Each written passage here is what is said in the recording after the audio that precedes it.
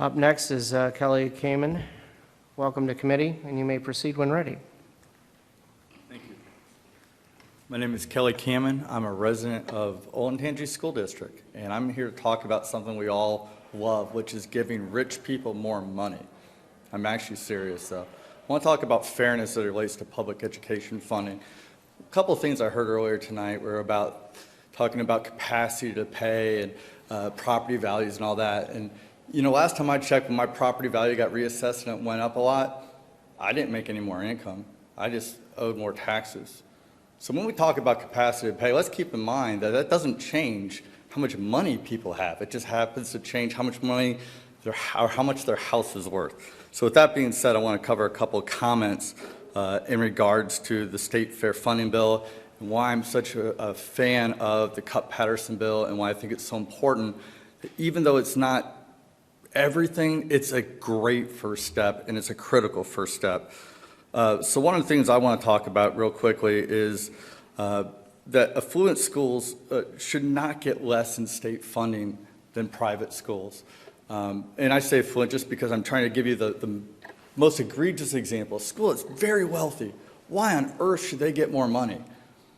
Well, imagine if you're paying 2, 3, 4 times what the average Ohioan is paying in state income taxes and in sales taxes, because that's what happens in our district. We are paying more, and we think that less affluent school districts deserve more. Double? At least. At least they need the money. Maybe 5 times more. Do we say 10? Maybe. But we have school systems in the state of Ohio right now getting more than 20 times the amount per student from the state of Ohio than other school districts like Olentangy, and that hurts. But when it goes from hurting to feeling insulting, candidly, is when you find out that the local private school or religious school is getting more than double what a public school is. We're paying so much more into the system, and it's going to other places, and that is fine because it needs to. But at the end of the day, man, how do you look us in the eye and say we're going to give more money to a private school than a public school? That just, it hurts. A couple other things I want to share with you. When you look at the entire country and you just magically lop off the West Coast and magically lop off New England, you get 80% of the country geographically, right? You're going to see Chicago, the 3 largest cities in Texas, and you're going to see Delaware County pop up on that list as the highest property tax counties in all of the country, again, without the West Coast and without New England. But that big swath of the country, we're top 5 counties for property tax rates. We're not a big city. We're not Columbus. We're not Cleveland. We're not Cincinnati. And it's because of this issue with our local taxes. You go, well, why is this happening? Well, let me get to why it's happening, because there's something going on I think is relevant that we can fix. The reason it's happening is growth. We talked a lot about the funding formula. I'm not going to go down that road again about how the funding formula is not quite working. But I do want to talk about as it relates to growth. When you have a growing school system, any inequity in the funding formula just becomes completely exasperated. So what do we have going on now? What has the state made a strategic decision to do? Invest in our relationship with Intel. It's strategic to not just Columbus, but the state of Ohio, heck, the country. We need to invest in our relationship with Intel. And that's not just Intel, that's everything that goes around it. We need bigger and better roads and water impoundment and all kinds of stuff to support that investment, right? Let me tell you what else this investment's going to do. It's going to have a lot of families coming to Central Ohio that need a place to live, and your kids are going to need a place to go to school.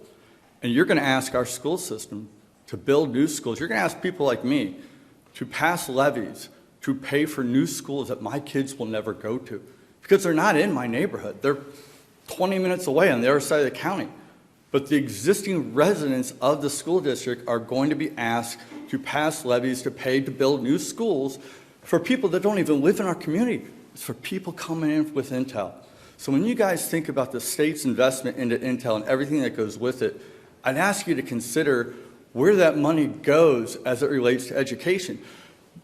Things like Intel are going to cause growing school districts to have millions of dollars a year of additional expenses because they're going to have new students and they're not going to have incremental tax revenue that even comes close to covering it. General ballpark, at least in our district, is every time someone new moves in, their incremental tax contribution covers about half of their statistical average of the cost of having a student go to school there.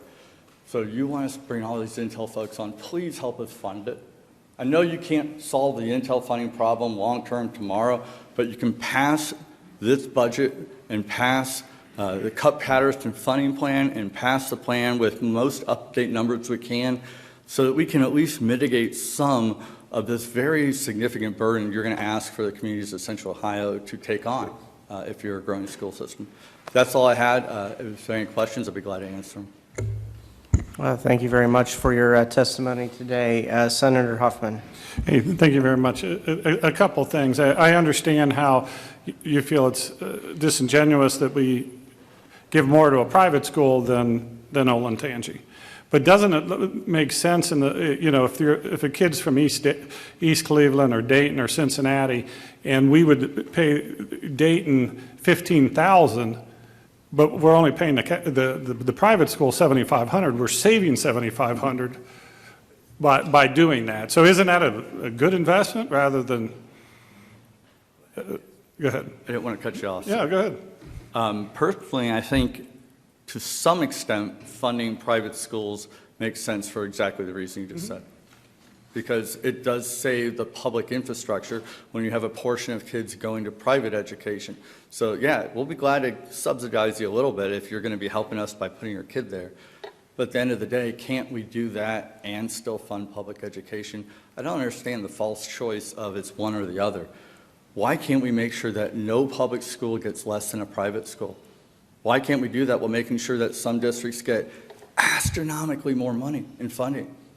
I think we can do all that. We just have to look at the bottom and say, you know, the bottom has to start here. This is where we have to be. It's only fair to taxpayers. And then you're questioning towards the Intel and needing help. So doesn't that, theoretically, in your school district, a parts supplier for Intel is going to come in, they're going to buy a piece of land for $100,000 and they're going to build a $5 million factory and they're going to hire 100 people.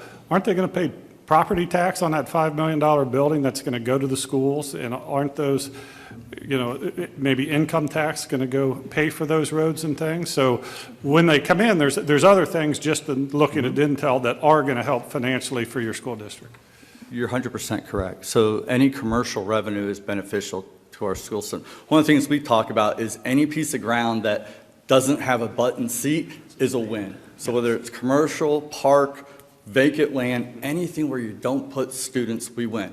Which is where you get to this whole incentive-based structure for class warfare that's not healthy for us.